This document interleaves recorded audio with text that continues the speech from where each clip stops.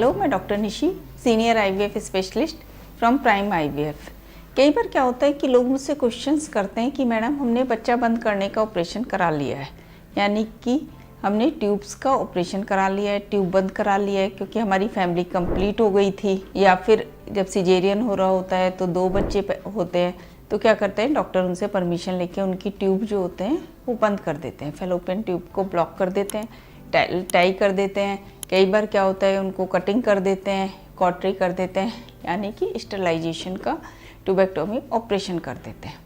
पर कुछ अनहोनी मिसहैपनिंग हो जाती है तो फिर वो कहते हैं कि हमें या तो ट्यूब खुलवानी है या फिर हमें दोबारा बेबी किस तरह से मिल सकता है। तो इसी के बारे में मैं आपसे बात करूँगी। आप जब भी अपना ऑपरेशन करा लेते हैं तो आजकल क्या होता है कि ट्यूब को कट कर देते हैं, तो आपका दोबारा ट्यूब का जुड़ना, दोबारा ट्यूब को वापस से पेटेंसी में लाना बड़ा डिफ़िकल्ट हो जाता है। इससे क्या होता है कि आप कई बार ट्यूब का ऑपरेशन खुलवा भी लेते हैं, अपनी ट्यूब ऑपरेशन भी करा लेते हैं, पर उसके बाद भी आपको सक्सेस नहीं मिलती है। या तो आपको ट्यूब खुल तो जाती है, आपके उसमें स्पिल भी आ जाता है, पर क्या होता है कि आप 2-3 साल बीतने के बाद भी कंसीव नहीं कर पाते, फिर इनफर्टिलिटी स्पेशलिस्ट के पास जाते हैं तो वो कहते हैं कि आपकी ट्यूब तो खुली है पर उसमें इतनी अच्छी तरह से नहीं खुली है कि आप कंसीव कर सकें। तो इससे बेटर यही है, जब भी आपने स्टरलाइजेशन का ऑपरेशन करा लिया है, बच्चा बंद करने का ऑपरेशन करा लिया है और इसके बाद आप फिर से बच्चा चाहते हैं किसी भी वजह से, तो फिर आपको हमेशा आईवीएफ पे जाना चाहिए। ये मेरी ओपिनियन है।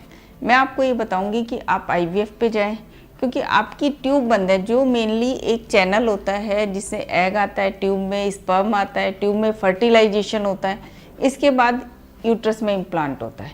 पर आपकी ट्यूब कट हो गई है तो अब क्या होगा कि आईवीएफ में आपके एग को बाहर निकालेंगे, हस्बैंड के स्पर्म से मिला के एम्ब्रियो बनाएंगे और उस एम्ब्रियो को आपके यूट्रस में रख देंगे।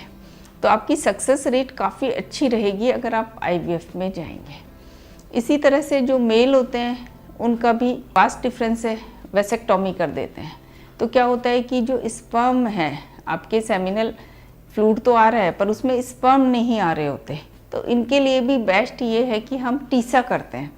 उसमें क्या होता है कि हम जो स्पर्म होते हैं वो अंदर से निकालते हैं, जिसको टेस्टिकुलर एस्पिरेशन कहते हैं, और उससे स्पर्म लेके इक्सी के द्वारा हम एम्ब्रियो बनाते हैं, जिसकी बहुत अच्छी सक्सेस रेट है। और इसके बाद उन एम्ब्रियो को हम यूट्रस में इम्प्लांट कर देते हैं। तो जब भी आपका स्टरलाइजेशन का ऑपरेशन हो गया है तो आपको अगर बेबी चाहिए तो आपको आईवीएफ में ज़रूर जाना चाहिए, तभी आपको अच्छी सक्सेस रेट के साथ आपका बेबी मिल सकता है। आपको इससे संबंधित कोई भी क्वेश्चन पूछना है तो आप सजेशन बॉक्स में जाके पूछ सकते हैं या फिर मुझे ईमेल कर सकते हैं। धन्यवाद।